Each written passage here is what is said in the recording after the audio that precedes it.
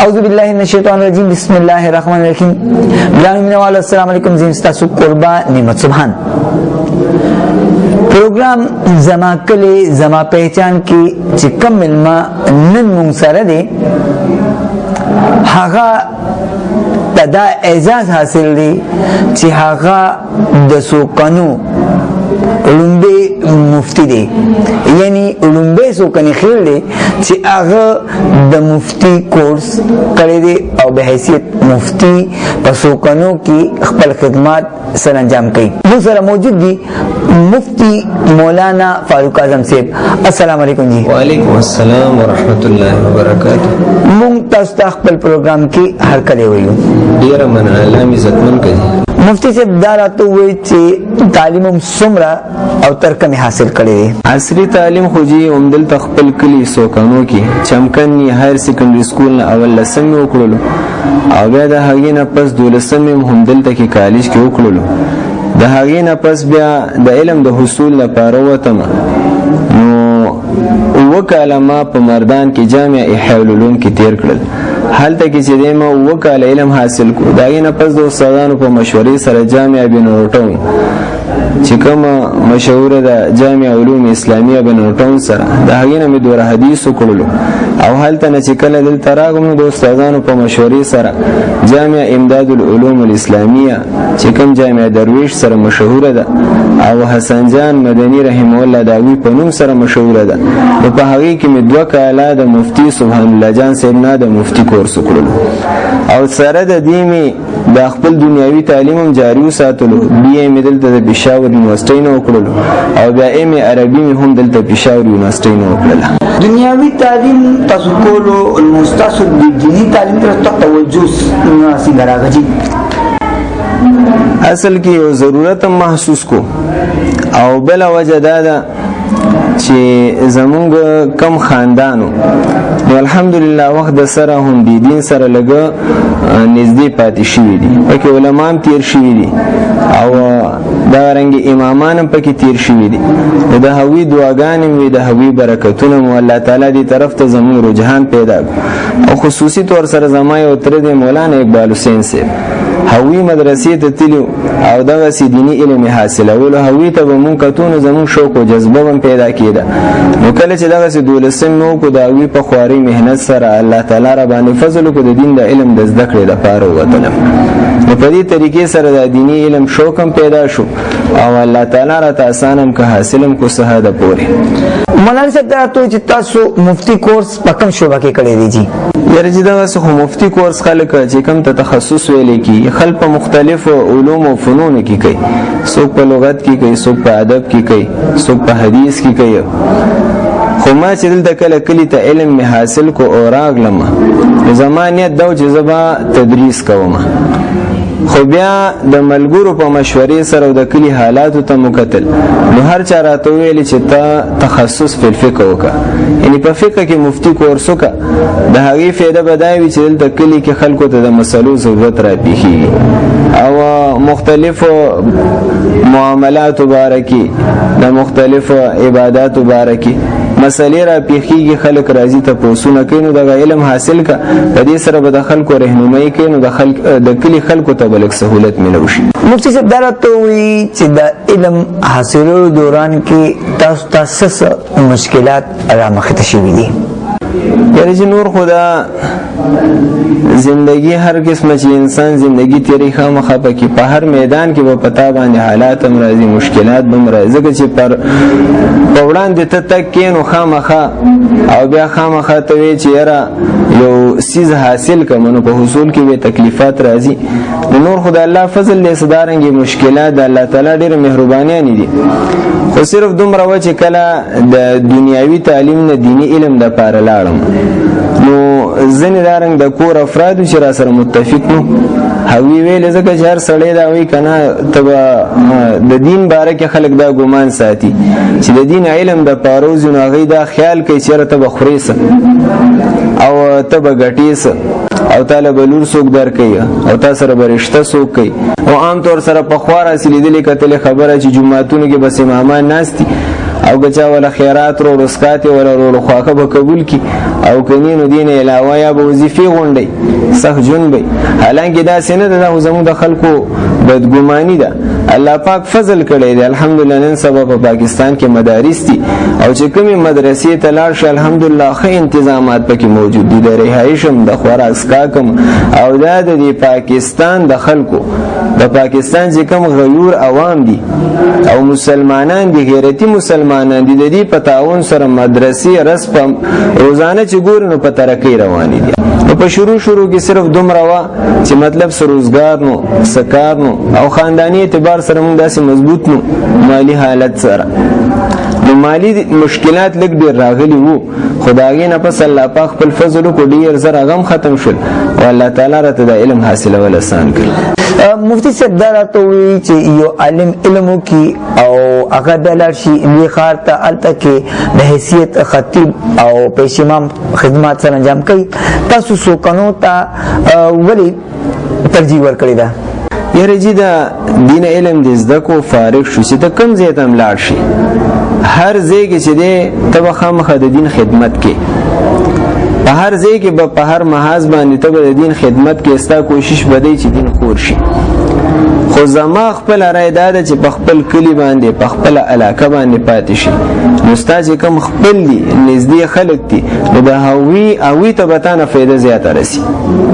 د هغوی تا سره یو تعلق وي یو نزدېکت وي نو چې دا کوم علوم فنون ته بل ځای کې ښې تا سره به د هغې احساس دومره نه وي څومره چې ته په خپل کلي کې پاتې شو دا کار کې تا سره کوم احساس پیدا کړي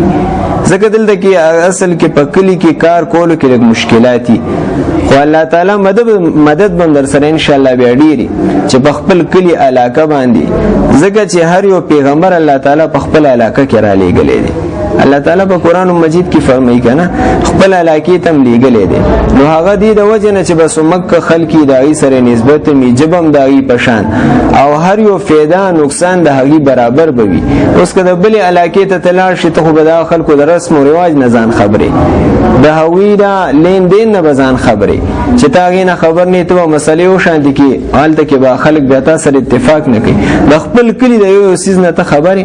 نو هغې مطابق به ته د دې رهنمایي کې نو تا ته به مسانه وي او هغه خلکو ته به مسانه وي مفتی صاحب تاسو به حیثیت مدرس یو مدرسه کې علم خی تر اوسه پورې به څومره نارینه زنانه ماشومانو تاسو نه علم حاصل کړي زه خو جی سحر کې دلته په جامعه خدیجه الکبرا کې درس کوم او دلته یو قسم د خپل تر سره معاونت په تور لګیم نو الحمدلله دلته کې هر کال لس پنځل شلو پوری زنانه هغه فارغي نو هغوی ته موږ درس کوو نو تقریبا په دې پنځه شپږ کالو کې دا بیبه اتیا سل زنانه هغه به هم الحمدلله فارغ شي دین علاوه پکې زه صرف ترجمه کلاسونه مخلم نو په هغې کې هم ډېرو زنانو ته تشه ترجمه ښودلې ده هر کال چې کله د رمضان ورځې راشي نو پکې دوره کوم تقریبا دا څلورم پنځم کال دی نو الحمدلله په هغې کې هم ډېرې زنانه شرکت کوي دین علاوه مازدیګر کې ماشومانو ته ترجمه ښیم په هغې کې هم ډېر هلکان دا رنګې کېدي چې ترجمې را سره وویله ختمه یې کړه د ناظري کلاسونه مې مغستې الحمدلله ناظره هم را سره وی او دین علاوه امامت کو بس هلته کې خپل خطابت کو په هغې کې مشغوله یو مفتی صاحب تاسو په مسجد ایمان کا داخل کې پیش امام او خطیب یې ستاسو رستو د علم نه مخکې زندگی او د علم نه پس زندگی کې څه فرق محسوسوئ یاره جی د ځمکې اسمان فرق دی پکې ځکه چې د علم موږ نو حاصل کړی نو هغه ټیم کې سړی او ګمنام وي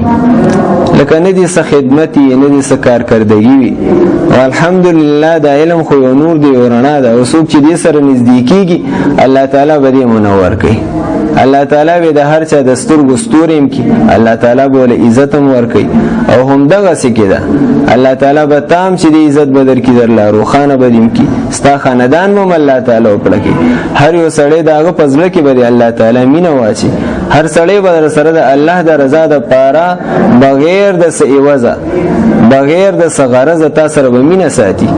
او هغه به ستا مطلب خپل ځان قربانولو ته به په تا باندې تیاري دا صرف د دې علم برکت دی د دین برکت دی چې الله تعالی دا خصوصیت دې سره خودلې. حضرت علی رضی الله عنه ته اشعار منسوب دي او هغوی فرمایلی دي چې اذا ما تززوا علم بعلم فعلم الفقه اولى باعتزازي فكم طيب يفوح ولا كمسك وكم طير يطير ولا كبازي. که سړی په علم سره عزت حاصلول غواړي، علم فقه او د دین پوهه دې حاصله کړي، الله تعالی ول ډیر عزت ورکړي. خوشبویان خو ډیر دي چې هغه خلق محسوسوي، خو لیکن د مشکو په شانتی نه وي، او ماران خو ډیر لوزه خلق د باس په شانتی نه وي. او دغه رنګ کې هغه فرمای فإن المال يفنى عن قريب، دا مال که څوک د دنیا ډیر هم حاصل کړي او ډیر زر ختم شي. وإن العلم يبقى لا يزال، علم چې دا باقی پاتې کیدونکې ختمېدونکې نه دی.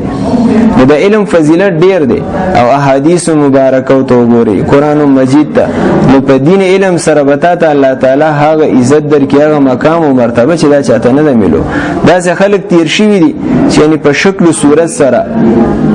هوی باندې بچو ته درس هم نه کولو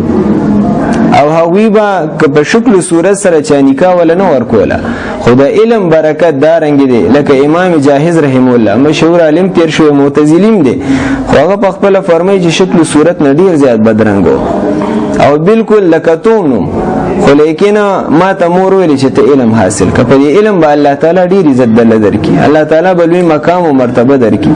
نو هغه فرمایي ما چې علم وکړو نو ما ته اندازه وشو چې زما د مور وینا څومره حق وه چې څوک د دې دین علم سره ځان ولګوي الله تعالی به روښانه کړي، الله تعالی به وکړه کوي. مفتی صاحب په آخره کې به زموږ مینوالو ته او کلیوالو ته څه پیغام ورکول غواړي؟ د حیثیت مسلمان زموږ ذمہواري ده خپله به هم دین زده کوو او دغه دین چې دی دا به نورو ته هم ښایو. د قرآن علم، د احادیث مبارکه علم او د دین د مسائل علم دا د هر چا ذمہواري ده. دومره خو به زده کې چې مطلب خپله زندگی پې تیره کړي او دې دپاره بنیادي شی دا دی چې هغه داسې ځایونو سره او د داسې خلکو سره به تعلق ساتي چې هلته نه ماته د دې علم د چینو هغه فایده ماته رارسي د هغې نه ماته خامخا څه ناڅه ترې نه حاصلولی شم. مطلب ته به مساجدو سره، مدارسو سره، خانقاګانو سره، عالمانو سره، د دې خلکو سره به مینه هم ساتي، د دې سره به تعلق هم ساتي او د دې په مجلسونو کې به کینیم نو تا نه به الله تعالی ډېر خیر خور کړي. نو هر یو کس خاص طور سره سوکني خیلو ته د سوکنو خلکو ته چې خپله هم د دین علم زده کوي او په خپل بچو باندې هم د دین علم زده کوي، د قرآن مجید علم پې زده کوي، د احادیث مبارکو علم پې زده کوي، د دین مسلې پې زده کوي، ځکه چې موږ ځان ته مسلمانان وایو او منو چې آخرت حق دی نو هغې دپاره تیاری هم پکار دی او هغه به هله کېږي چې کله موږ د دین څنګه موږ د دنیا تعلیم حاصلو نو دغه رنګ مستقل وخت هر سړی د دین د علم دپاره ورکړي چې په هغې کې زموږ د دین مطلب مسایل او ضروریات دا ټول پکې زده کېږي، سبا الله تعالی ته ودرېږو چې شرمنده نه یو. او بیا خصوصي پیغام زه د خپل کلي د علماو ته ورکوم چې کوشش وکړي چې په دغه خپل کلي کې دا کوشش وکړي چې دلته کې امامت هم کوي، دلته خطابت هم کوي او په دغه ځای کې د درس او تدریس انتظامات هم کوي چې زموږ د خپل کلي خلکو ته ترې نه زیاته فایده ورسي. بلکې دا مولانا مفتی فاروق اعظم صاحب موږ د هغوی ډېر ممنون مشکور یو چې هغوی خپل قیمتي وخت نه وخت ویستو او د چمکنې ټي وي په سکرین تاسو سره خپل خیالاتو اظهار وکړو، خبرې اترې تاسو سره وکړي. په دغه خبرو تاسو نه اجازه غواړم د الله په امان.